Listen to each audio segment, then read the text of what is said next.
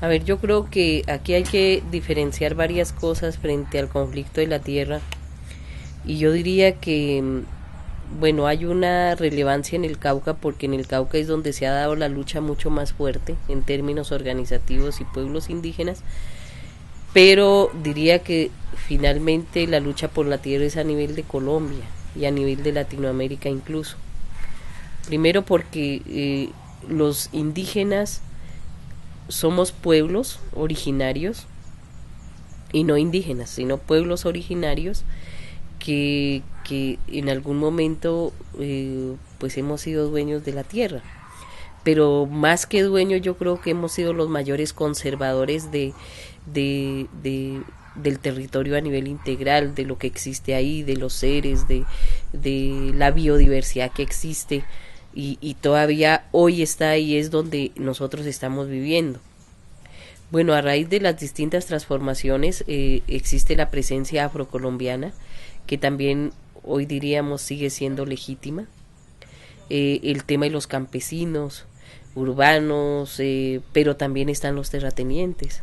Están también el mismo Estado colombiano a través de la propiedad del subsuelo, del sobresuelo. Y también hay y a través de este interés uno mira los distintos intereses sobre la tierra y es el tema de los diferentes grupos armados. Ahora uno dice ¿por qué el conflicto armado? Pues precisamente porque la guerrilla quiere controlar el territorio para sus fines, el ejército quiere controlar el territorio para los fines del Estado y el paramilitarismo igual. Entonces la tierra termina siendo un elemento importante porque ahí está la riqueza de esa biodiversidad natural que existe. ¿Quiénes le hemos conservado hasta el momento? Los pueblos indígenas. Y de hecho los otros pueblos que ahí están, pero la mayor riqueza uno dice está en los territorios indígenas. Un cambio porque hubo despojo de la tierra y hoy en la actualidad con mucho más fuerza el desplazamiento forzado. Y digo hoy con fuerza porque también se va a desarrollar con mucho más fuerza las locomotoras del actual presidente Santos. No digo que es actual porque el proyecto del desarrollo económico mundial venía desde hace mucho rato, pero hoy reflejan con mucho más fuerza las locomotoras y yo creo que el nombre está muy adecuado porque son las que vienen aplastando con todo y es el asunto de minería, es el asunto de la infraestructura vial y otras locomotoras que están ahí inmersas que finalmente uno dice no responden a ningún desarrollo del país frente a los pueblos más vulnerables. Entonces uno mira que frente a este proceso de la tierra son las políticas ni siquiera de gobierno colombiano sino de un modelo diseñado desde hace mucho rato, ¿no? Yo digo que yo hago parte de la Mesa Nacional de Concertación desde el 2005. Soy delegada de Macrooccidente por los pueblos indígenas de Colombia en el marco de la Mesa Permanente de Concertación entre pueblos indígenas y gobierno colombiano, más que todo para desarrollar políticas.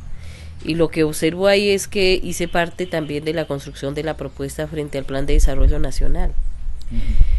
Lo que observo de los acuerdos que llegamos, porque llegamos a unos acuerdos me parecen importantes, en el proceso social y en el marco de la constitución política que el gobierno por constitución lo debe cumplir, llegamos a esos acuerdos que incluso no se han desarrollado en el marco de la constitución. Pero digo que no cambia, por el hecho de que Uribe era más agresivo y hoy Santos con la cara de Santos, y de hecho ha cambiado la actitud y nos parece de todas formas importante porque cambia de actitud. Pero el problema ¿cuál es? El problema es que la realidad sigue siendo la misma. No es cierto que a nivel internacional siga un posconflicto, que Colombia esté en posconflicto y que estamos reconstruyendo pues esas secuelas del conflicto. No es cierto que en Colombia no hay guerra. La guerra se agudiza más y yo diría que mucho más en estos 2 años y ahora en los 6 o 7 meses de Santos, por ejemplo para el caso del Cauca. el conflicto armado se ha agudizado más. El gobierno de Santos ha hablado frente al tema legislativo el asunto de víctimas y restitución de tierras con una norma que hoy lo ha sometido para, pues es una locura, y quizás nosotros como movimiento indígena, en aras de los principios que tenemos, que es el diálogo y la concertación como un principio,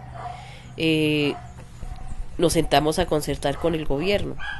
Pero en el plan de desarrollo, a lo que no llegamos a acuerdos con el gobierno fueron los temas estructurales frente a territorio.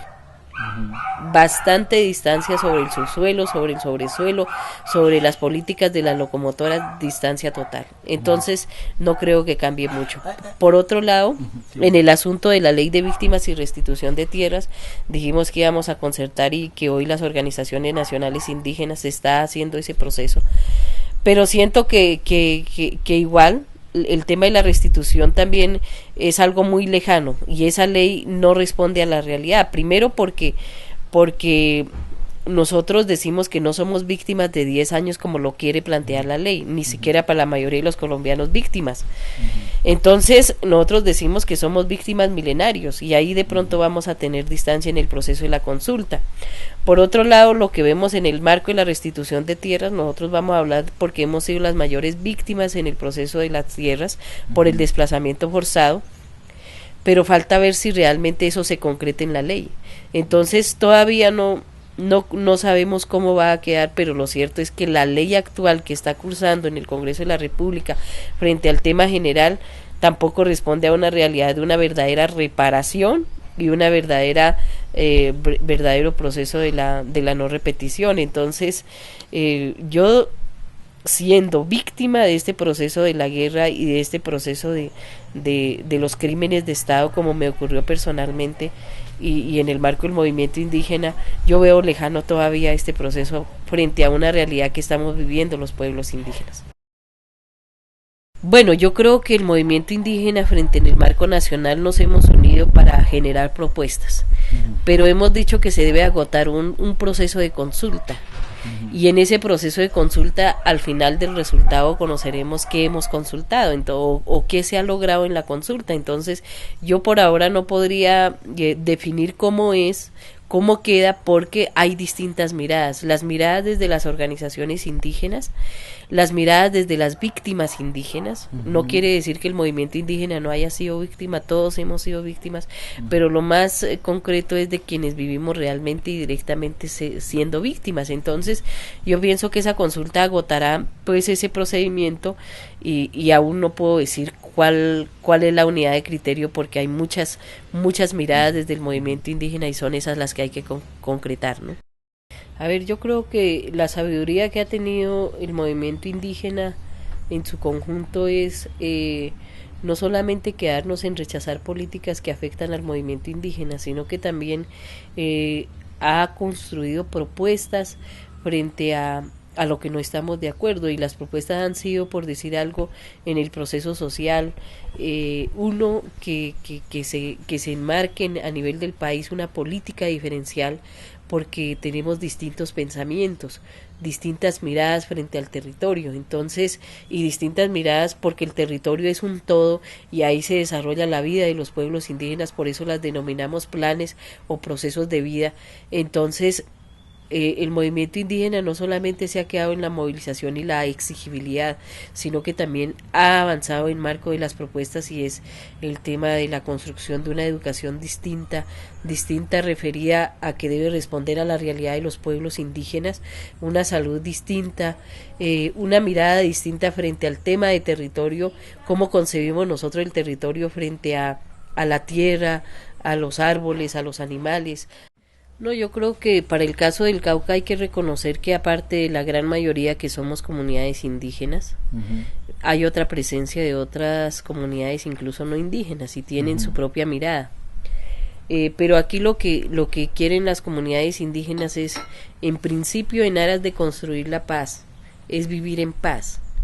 Y vivir en paz, ¿qué significa para las comunidades indígenas? Que es que puedan tener su propia autodeterminación, su propio autodesarrollo, su propia forma de vida, como lo hemos, como se ha constituido desde el principio de la vida, y es que eso se desarrolle, pero es que el problema aquí es que las comunidades indígenas estamos viviendo una situación de riesgo mucho más inminente que en muchos tiempos.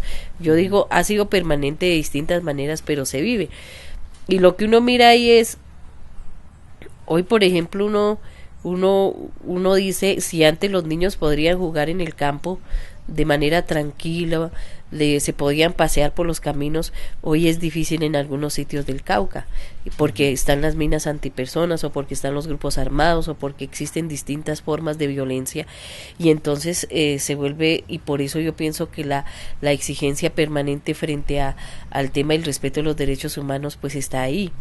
Ahora, frente a los otros pueblos, yo creo que un llamado, lo que uno hace es que el llamado a proteger, y cuando hablamos de la liberación de la madre tierra, es liberar la madre tierra, no es solamente tenerla, liberar la madre tierra es sobre los riesgos que tiene hoy la madre tierra, pero con esta política que hoy se habla de la gran locomotora de minería, pues tenemos que liberarla de esa gran locomotora porque viene a explotar todo lo que existe.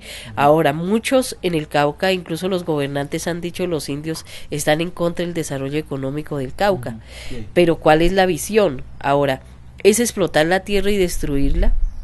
Sabiendo que ese capital económico no está quedando para los más pobres, incluso del Cauca, incluyendo pueblos indígenas, porque si uno mira las grandes empresas que se han constituido en el Cauca, alrededor está la miseria y la pobreza. Entonces ese es el desarrollo que nosotros queremos. Ahora, por otro lado, frente al tema de desarrollo, ¿por qué la rechazamos?